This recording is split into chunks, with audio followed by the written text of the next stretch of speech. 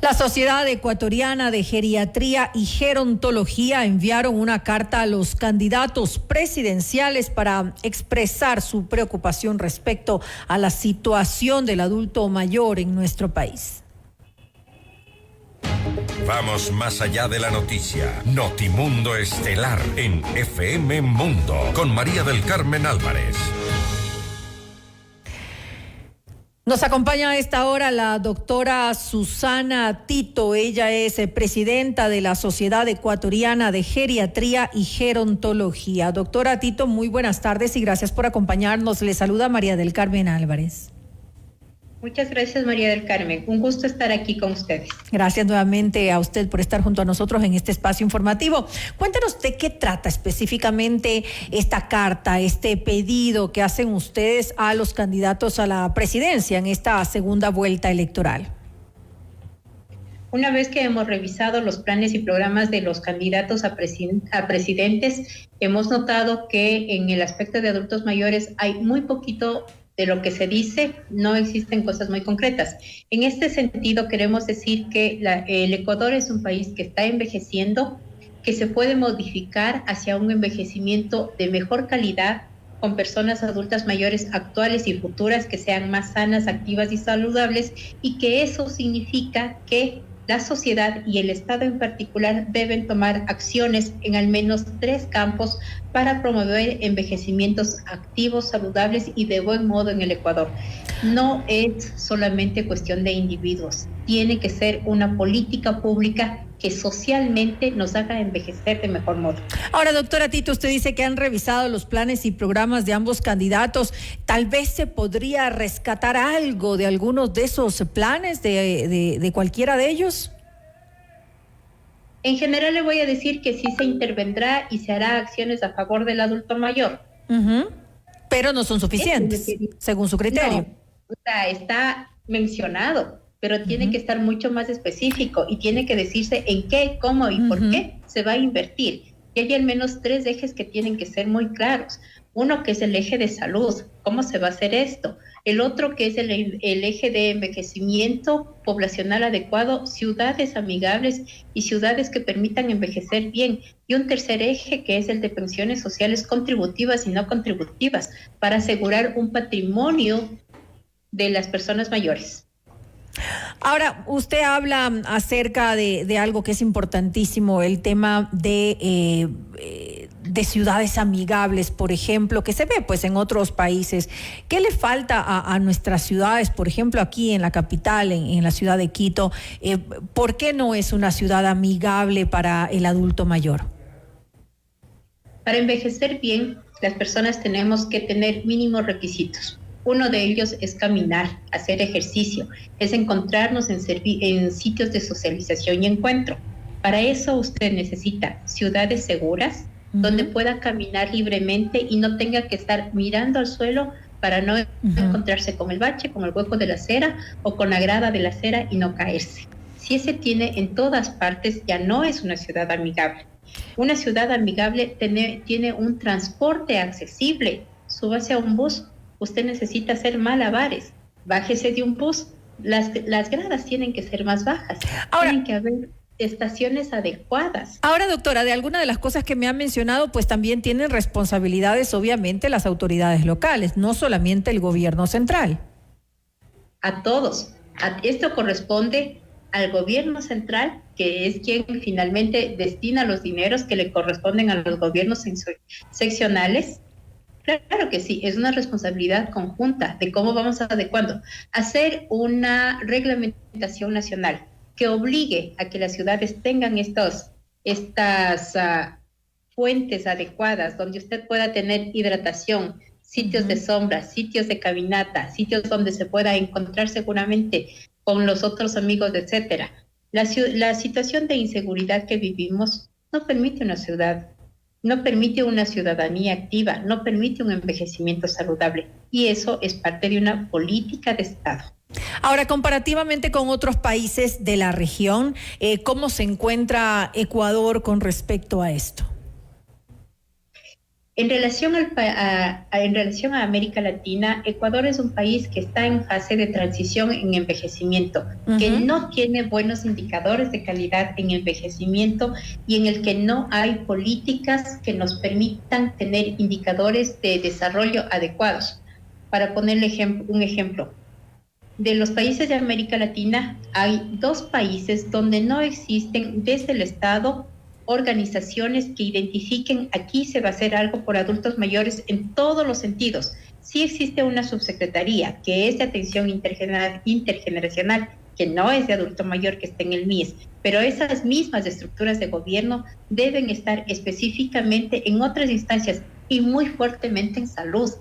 Ecuador es uno de los pocos países de la región que no tiene institutos de envejecimiento y es un país que está envejeciendo. Eso en política pública. Ahora, en América Latina en general se prevé este crecimiento de este segmento específico de la población, de los adultos mayores. ¿Qué podemos destacar, por ejemplo, de qué país, que usted tenga algún ejemplo interesante que se haga, digamos, no sé, en el que más pueda destacar? Hay varios países que tienen política pública en educación, en trabajar lo que son ciudades amigables, en trabajar inserción en salud, inserción educativa, mucho más fuerte que el Ecuador. Para hacer corto el cuento, los países que no tienen, Haití, Venezuela, Ecuador y los países de las Antillas. El resto tienen. Pero no tiene un ejemplo concreto de políticas públicas que se lleven a cabo por algún país, digamos Colombia, Perú, no lo sé, alguno que esté más cercano a Ecuador. Colombia tiene Instituto de Envejecimiento. Perú tiene Instituto de Envejecimiento y de Política Pública. México tiene un fuerte instituto que investiga, hace y promueve política pública en adulto mayor. Argentina está bastante adelantado en todo lo que es la construcción de ciudades amigables. Paraguay tiene una ley y de ahí salió otras leyes para toda la región de las Américas. Costa Rica tiene ciudades amigables, una inserción y una vinculación con el Estado y tiene una de las ciudades blue de envejecimientos adecuados en el país. Es decir, sí se hace en América Latina. Ecuador estamos rezagados. Ahora, ahora, doctora, con relación a los candidatos a la presidencia, pues en nuestro país, bueno, y todos lo sabemos, todos los ecuatorianos lo conocemos, tenemos un serio problema, un grave problema con referencia pues a lo que está sucediendo en el sistema de pensiones del IES, por ejemplo, que es específicamente para este segmento de la población. Y vemos, como ya se lo ha dicho también, que hay un crecimiento, obviamente, y se ve reflejado en el sistema de pensiones. Hay más pensionados, pero hay menos aportantes. Además, con los daños que se han causado durante varios gobiernos que han pasado en cada periodo, unos pues han hecho más daño que otros, hemos visto que se ha generado una deficiente sostenibilidad del sistema de pensiones, una sostenibilidad financiera me refiero, que pone pues obviamente en peligro, ya se lo ha hablado, se lo ha discutido muchísimo, justamente las pensiones de los jubilados que tanto las necesitan. Ahora, para el próximo gobierno, obviamente se necesita, se hace prioritario, fundamental, se haga una revisión. Pero si tenemos una candidata cuyo partido le quitó el 40% del aporte al IES, que generó un hueco financiero que es muy difícil de poder llenar nuevamente, ¿qué pensar de esto? Por ejemplo, pidiendo ayuda a una candidata de un partido que ya hizo un daño al Instituto Ecuatoriano de Seguridad Social. Seguridad social va por diferentes líneas y hay diferentes elementos que tenemos que considerar. Las nuevas personas que somos sujetos envejecientes, que todavía no han llegado a ser personas adultas mayores, deben contribuir a seguridad social. Si se produce una flexibilidad laboral que no obliga a que el empleado y el empleador paguen su seguridad social, lo que estamos haciendo es tener un fondo mayor de personas que no tengan esto cuando sean adultos mayores. Esto es algo que sí se debe cuidar. Quienes están trabajando tienen que aportar para su propia seguridad social, para lo que llamamos reserva patrimonial en la vejez. Este es un elemento. Entonces hay que tener en cuenta también hasta dónde pueden ir las flexibilizaciones en todo lo que son las cuestiones laborales, porque resulta que por mucha flexibilidad no aportó y también va a envejecer. Ese es un elemento. El otro elemento es que sí hay que racionalizar. Si tiene una familia que es más ampliada, no puede estar con el mismo costo. Debería haber un costo diferencial de acuerdo a las cargas del trabajador, de tal modo que se pueda distribuir y sostener. Porque por donde más se gasta seguridad social es en salud. Y eso es el fondo que come el fondo de pensiones, por ejemplo, y allá se va. Hay que racionalizar eso para que no se produzca este desbalance en el hueco en seguridad social. Luego, acabamos de ver el intento actual de condonar la deuda que tiene el Estado con seguridad social. A eso me refería. Eso crea una brecha inmensa. Deuda que se generó del 2015, deuda que se generó, doctora, del 2015 al 2018. Por eso le hacía esta pregunta concreta sobre uno de los candidatos. Es decir, ustedes han apelado tal vez a esta candidata específicamente sobre ese tema específico que se generó en el año 2015.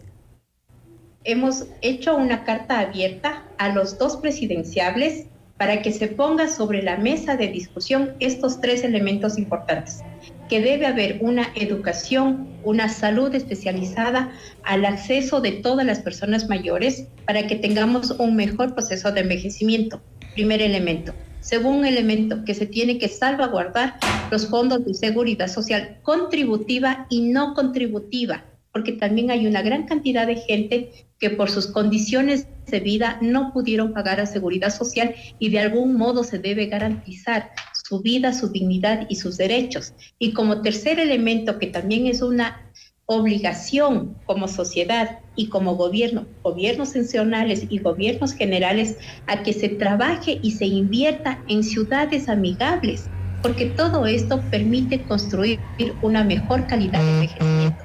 Listo. Esta es una carta abierta en la cual no vamos a particularizar este o el otro, porque hemos visto que en los planes y programas, en los dos planes y programas, se menciona al adulto mayor, pero no se pone cosas en concreto ni cosas que son importantes. Falta entonces por deben tomar esta responsabilidad de reconocer que el país está envejeciendo y que se deben hacer política pública que permita garantizar una vida digna para todos. Que así sea, pues entonces que se tome en cuenta la petición que se ha realizado a ambos candidatos. Nuevamente gracias a la doctora Susana Tito, presidenta de la Sociedad Ecuatoriana de Geriatría y Gerontología, por habernos acompañado en este espacio.